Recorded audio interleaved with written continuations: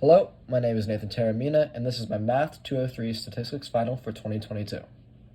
So for my final, I decided to go in and search for the question, on average, how many hours a week do you spend completing your homework?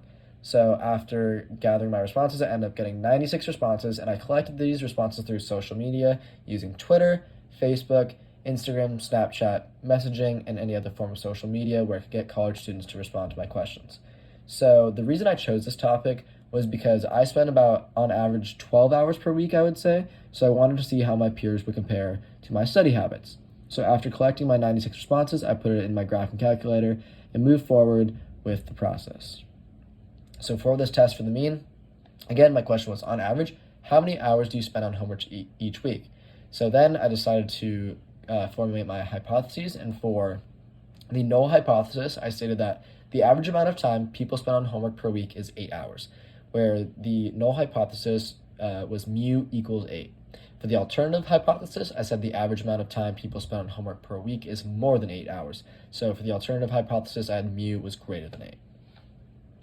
And after this, we had to make sure our conditions were met so we could move on to the calculation steps. So was the sample random? I said yes, because the sample was randomly given to students across California, and everyone had an equal chance of responding to it. Therefore, the sample was random, as each result had no effect on the other.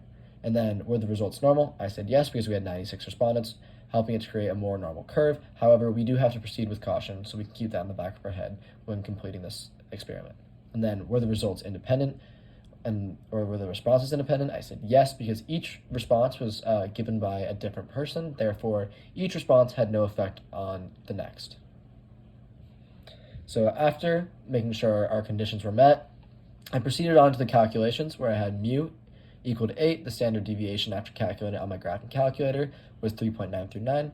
X bar was 8.75, and the amount of respondents, or n, was 96. From there, I decided to calculate the z-score, where we did x bar minus mu divided by the standard deviation over the square root of n. So after plugging that in, I ended up with 1.86.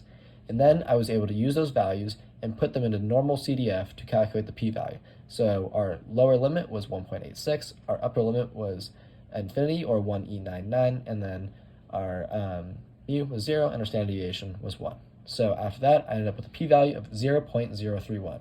And now, after calculating the p-value, we can begin to formulate if we can reject or fail to reject the null hypothesis.